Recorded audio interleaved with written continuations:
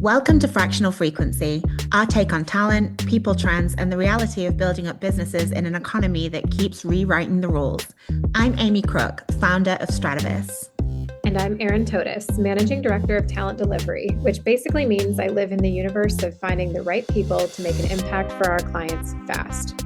Around here, we talk about the real side of HR and talent, what works, what absolutely doesn't, and how to build teams that can carry a business, not drag it down. We'll break down trends, share the behind the scenes of scaling a consultancy from zero, and probably overshare a little because that's where the good lessons live. So whether you're building, hiring, leading, or just trying to keep your company profitable, you're in the right place. This is Fractional Frequency. Let's get to it. Afternoon. Hello. How's it going? Good, good. Had a good day. It's good to have you in town this week. It was amazing. The trip just flew by in the blink of an eye, but I'm also happy to be home, seeing my kiddos and in nice, warm North Carolina weather.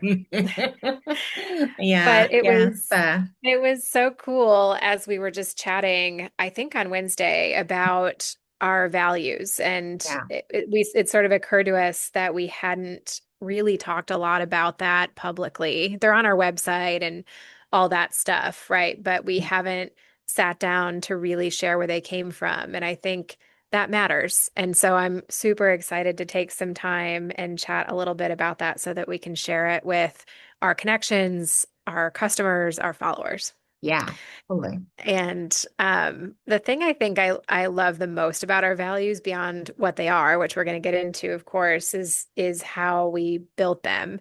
Mm. I'm thinking back to Stratavis launching in August, me coming on board in September. And I Mhm. remember you flew out to Raleigh the first week of September. Mhm. And I think it might have been the first exercise we did. We sat down to do strategy and planning. And the first thing on your mind, on our minds, was who are we going to be and how are we going to operate? How are Mhm. we going to treat each other? How are we going to treat the people around us? And so I think it's so core to who we are and how we make decisions. It's not just, a marketing tactic for us. It's how we live and breathe Stratavis. And so this episode is about how our values were formed and why they hold. Yeah, I'm excited to talk about this.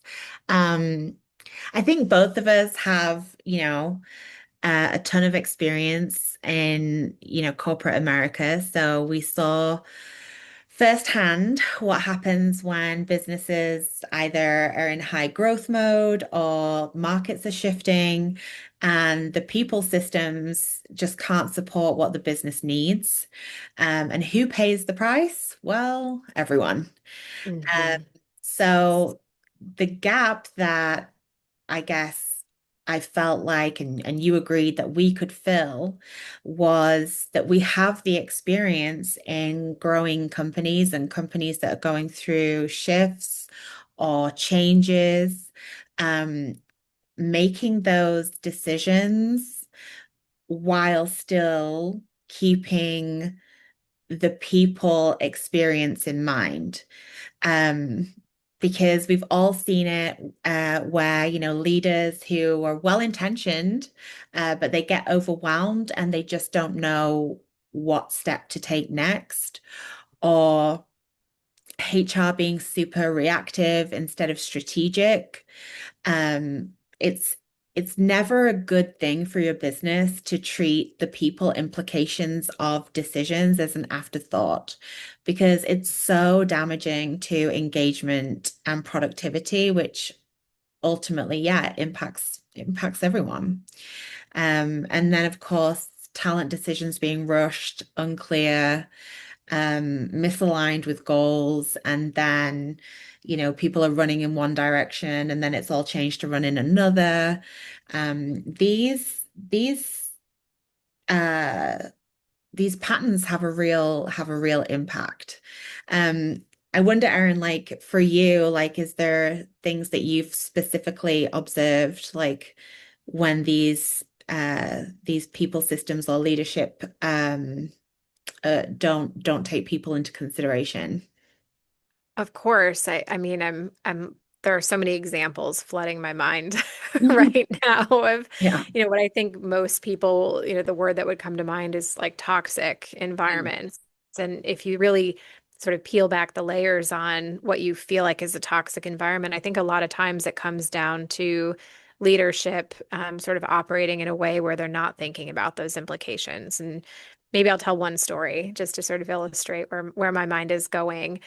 Yeah. I was working in a middle management position at a large enterprise. And so, functional team of over 100 people with many middle managers. And the leader of that function, I learned had this like really poor practice of having a problem to solve or a special project in mind. And he would sit down separately with maybe three or four managers or senior individuals on the team and Mhm. assign them the problem to solve or assign them the project. But the catch would be that they didn't know that others were also running towards that Mm. work. And Oh, and so, no. imagine like you think that you have like this special opportunity to go and solve something, and then you uncover maybe as you're seeking feedback from peers or doing research that other people have also been charged with this as well. It just made Mm. people feel it made them feel less than, Yeah. and particularly on the heels of something they were really excited about and a great opportunity for their career. Yeah. No one likes to feel like they're getting played. And, there's nothing wrong with crowdsourcing ideas, but like it's the transparency piece that's just a Hmm. mess. And then your brand with those people that probably looked up to you and felt like really great about being trusted to help with something, then that's just totally tarnished. And um I don't think people realize the full like implications of their interactions sometimes. Like I think they're just like, oh Yeah. well, on to the next thing. Seeing as we're having story time, I'll tell you a little one too, where I think, people systems not being what they should be. I have found that senior leaders particularly have kind of struggled to have like honest conversations in certain environments. And I think it's this this need to be liked maybe, or just, Mm. when you're used to being like top of the tree, um, your feedback is maybe delivered with between like somebody else, you have and so you're not necessarily as used to having the direct conversation. But I have an experience where a while, years ago, I was put up for a promotion, and two people on the senior executive team kind of blocked it. And, I had other people that were on the senior exec team that I had a closer relationship who, they were kind of confused. They were like, we were for it, like, don't really, know, but good luck with your conversations. Because what I decided to do after that was, set some time up with these leaders to kind of get the feedback. And when I got on the call with both of these leaders, both of them danced around it, didn't really Mm. want to say anything. And then the line, and it's so funny because they both near enough said the same thing. It was like, you know what? Like the things I'm thinking about were like 2 years ago, and I Stop don't it. think they're really relevant now. And I was just like, but you thought they were relevant enough in calibration to block a promotion that I had worked my butt off for. And so I understand that they didn't feel like it was going to have any value. So think about that, like when you're in calibration, like if this is not something that's either relevant right now or something that you would be comfortable sharing directly with the individual, like is it based in fact or is it just a feeling? And I think that's where the miss can go, because it obviously there was nothing that they could draw on to tell me. And so, and I've seen it myself in calibrations where, people maybe just haven't interacted with somebody a lot, or maybe they've had like one situation that didn't go too well, and then it stays with them. You know, Mm. I'll just tell another quick story. Somebody who was on my team a couple of companies ago had said or done something way before I started. They'd been with the company a long time, but they said or done something maybe 3 years before I joined. And then I had been managing them a year. And in calibration, I couldn't get them a pay increase because of this weird thing that had happened 3 years ago that was not Ah, anything to do with the quality of the work or, and it was a real fight to get it. And I just remember being shocked that like that would be the hinge. 3 years ago, 3 years ago, yeah. something weird happened. So I don't, that's not a good system. Like calibration needs to be set up in a way where we're looking at fact, we're looking at impact, and ability, and rewarding it accordingly. Anyway, get off my The old tapes drive me crazy. I won't go down that path because I think I could take us on a whole podcast episode about that. But, soapbox. I think it's so much of it is it boils down to courage in Yeah, communication at yeah, every level. And when you do that right and you think about the ripple effects that communicating or not communicating will have on the various people involved, maybe not the most important person to you, but anyone who's right, involved. right. That's just such a critical part in doing business, and you don't have to choose between smart business decisions and doing right by people in that Oh, capacity. 100%, 100%. And that's really why, people first always was the first value that we really honed in on. Um, because people first is how we've led teams for years. Hmm. um, Thinking about the implications, and especially when you're in a function that sits in HR, I always think about interactions and how we present ourselves is that we are the example. So being really thoughtful and understanding the business goal and wanting to make sure that we get there and doing right by people. That is what an HR function is there for, to make sure that we are enabling the business and that the workforce is treated well, treated fairly, feels good, has purpose, feels valued, and set the tone. Not in a kind of, you know, weird way, but just an example of like good communication, rolling out change correctly, making people feel supported when there is big changes. Like that feels like it matters, right? It does. And anyone who says it doesn't, I think maybe just hasn't been on the receiving end Mm. of one that wasn't handled well. Yeah. Yeah, for sure. And the always part is, just as important because it's not conditional on, if you're having a good day or everything's going well.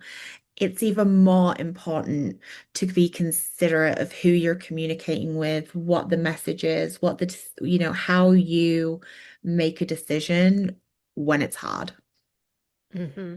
It's so easy to live your values when things are great, right? Yeah. Like Yes. when we've got great momentum and we've had, wins, it's Hmm. so easy for me to take some extra time with a job seeker proactively. It's so easy for me to follow up with people when Hmm. I know I should be following up with them, even though I'm tired and I want to shut it down for the day and go downstairs and see my kids. All of that is easy. It's much harder when we've had misses or Yeah. things are challenging and it really pressure tests if we mean it. Yeah, 100%. And I think we just stick with operating in a way that just feels really authentic to us.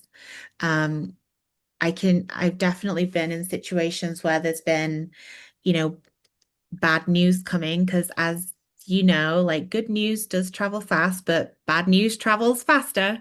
And so, people get a vibe. And, the communication from the decision makers is just silence. Hmm. There's no acknowledgement, there's no I get it. Like sometimes you can't share the decisions um immediately because sometimes they're, confidential and very uh impactful to people. But don't disappear. Don't cancel town halls, don't cancel team meetings, don't cancel one-on-ones when this when something's coming around the corner that's going to be difficult, because all that does is isolate people and they're going to make it up anyway. And so you can't talk about it because you've signed an NDA, fine, but don't disappear. Stick around for your people, show up for your people, um, because that's when they need you the most. And Absolutely. sorry, I'm back on my soapbox. Just it makes me think about the work we're doing now, um, and just the value of like long-term relationships rather than just like getting in there and taking on work that, isn't a good fit for us just to, get that quick invoice in. Like we don't want that. We'll keep the relationship going. And when there is something that, fits with what we do, like then we want to step in. We'll trade like a right now opportunity that's not right for us and carries risk for them and carries risk for us, to build the foundations that we need, target opportunities that are likely maybe a year or further away. But we stay true to our values, and certain conditions in organizations have to be true for us to feel good about partnering with them. And I'm super proud of us for that. Me too. And I think that, as I think about how this shows up, it's our vision statement really resonates too, in that when people thrive, businesses thrive, and everything really ladders up to that. Yeah. And I think too, we've been talking a lot about people first always, and I want it on a hoodie. I love that tagline value statement. It's so us, but it's not the only thing. I think there are two other values that we've spent a lot of time really fleshing out and committing to that sort of flank that. And so I thought I'd spend just a minute on those. Yeah. And the first is relentless drive. And I think for me, this is that, people first, I think you could jump to the assumption that it means soft or slow, and Mm. it does not, at least not for us. No. It means high standards, taking ownership, and continuously improving. I mean, I learn something big or small or both every single day, every day. Yeah. And it's pushing through to just embrace your growth mindset in all seasons, and continue down the path to build something really great. The other is results that matter. And this one, I think we had a lot of laughs around just being in, more structured kind of enterprise environments where sometimes this gets lost. Yes. And, for us, like, what impact did we make? That's the Yeah. question we're asking all the time. It's not a vanity metric, activity for activity's sake. It's Yeah. not a polished slide deck. I mean, our slide decks are pretty polished, but that's not the point, right? Yeah. That's not the Yeah, deliverable. there's It's good just work supports. behind it. It's not just a, oh yeah. I mean, I've been in meetings where setting OKRs for the quarter and, you know, it's the message from above is make them aspirational. It doesn't matter if you don't achieve them, but like let's make sure that when Mm. we roll it up, like it looks, really ambitious. And I'm Mhm. like, okay. Like, and I really loved when we first got together and we set our goals, that they were grounded in what the outcomes wanted to be, and they were Yes. realistic. It's thinking through, okay, what activity do we need to do to get to this result? And so, we started at the left side of the page with where do we want to be? And then we worked our way back and realized what activity needed to take place to make that happen. And that was the goals. there was no like outlandish, even though you did try and throw one in with the revenue target. Like I loved your, I think we should go for like millions of dollars in year one. And I'm like, I think you need to calm down. But you know, there was none of that. It was because we don't have to play that game. Hmm. But I think what other companies need to or should maybe embrace is that they don't need to play that game either. You know, Yeah. don't set aspirational targets for teams that over the last couple of years have been slimmed down. Uh, Work has increased.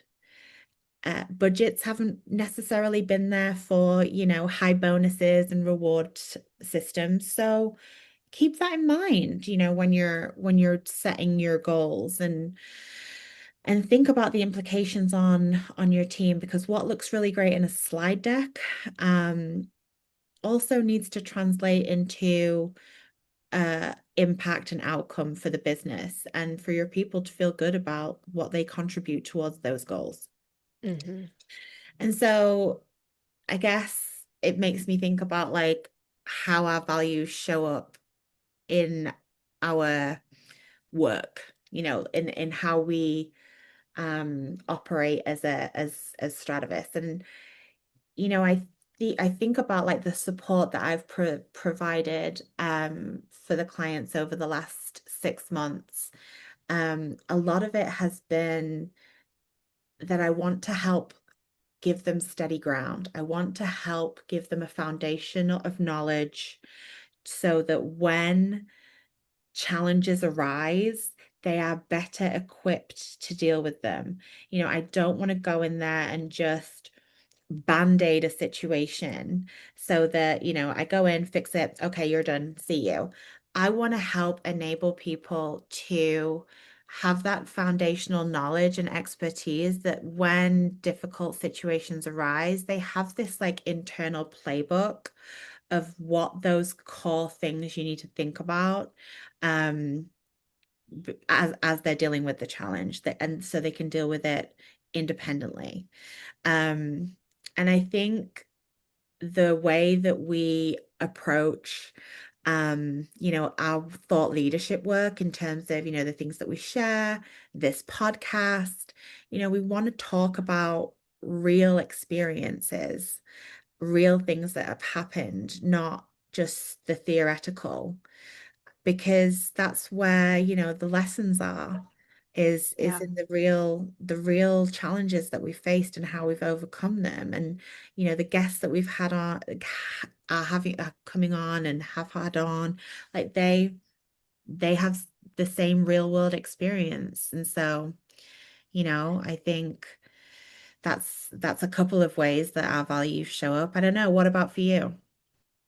I mean, every day. And I think I say this usually in every first conversation with a new client, in that what's different about us, about Stratavis on the talent delivery side, is that we've been on the inside. And so Yeah, we're not, you know, for us, it's not about just building the profile and going and finding a candidate. A lot of people can do that. A lot of tools can do that these yeah, days. yeah, And so the value is in listening a little bit deeper to the problems that they're trying to solve, asking bold questions when it's appropriate, challenging how they feel a certain solution will solve their problem, because it doesn't always. And right. sometimes we have to have a conversation about what will. Yeah, And so I think showing up with the courage to have those discussions, even if it doesn't benefit us yeah, in that decision moment, yeah, that's what's different about us. Because in the long term, right, when you build trusting relationships through those moments of, I recommended something that's not good for me today, yeah, but it was good for you and it was the right decision, yeah. that person or that client is going to come back to us. Yeah. And so that's sort of the root of it for me, you know, where we are, and this is in our vision statement too, we're intended to be a catalyst. We're not the hero Yeah. and we're not the crutch either. Yeah. And so I think that's why we're building the community that we are. We've spent a lot of time talking about this, working on this week even, Yeah. in not just clients, but founders, practitioners, business leaders in the market in various industries that have all have a very similar passion for doing business in the way that we've been talking about. Yeah. And, we're working with people who are doing exciting things, who are challenging how the world operates, how the workforce operates, either through tooling or services. And at the core, they're striving to make things better. And Yeah. those are the kind of people that we want to surround ourselves with. 100%. And it's so energizing to interact with the community that we're building because everybody is on the same page. We're all doing different things, but we're all on the same page when it comes to the impact that we want to have. Um, this sounds super cheesy on the world. It is so true, though. I mean, you think about the people you cross paths with, and the world is increasingly smaller in Yes. so many ways. Yeah, it really is. It really is. And, I think with these values in mind, Stratavis will keep, building towards those good relationships, good partnerships, good advice, clarity and conviction in the work that we do. And, we're really not trying to be like everything to everyone, right? Hmm. You know, No. we want to be um so helpful for the people that do trust us to partner with them on the work that we're so good at. And so yeah, I guess my final thought is just that, people first always is, and you said this at the top of the call, like it's not aspirational, it's operational. It's part of everything we do, and it's the reason that Stratavis exists. And so, if you're listening to this today and you want to explore the deeper value definitions, they're on our website, which is stratavis.io. And follow us. We've got Facebook, Instagram, and LinkedIn pages where we share a lot of our thoughts and insights. So if you're not already, please feel free to follow us, and you will hopefully see that, our values are core to who we are and they show up in everything that we do. And I hope that for anyone listening, I hope that this conversation has made you think a little bit about your values, Mm. both your own or the company that you run or the company that you work for. If your values were pressure tested tomorrow, which ones would hold up, especially in a tough situation? Mm. Yeah, So I would leave people with that. It's worth taking some time to think through. nice. Yeah, good thing to think about and sit with. All right, well, that's a wrap for another one. It's Friday afternoon, so what have you got another 10 hours of work left in you? Just about. Maybe not after this week. Maybe we'll take it a little bit easy. Oh, I know. I wish you were in town every week. It was so fun. Yes, yes. Okay, see Well, you later. cheers. Bye. Bye.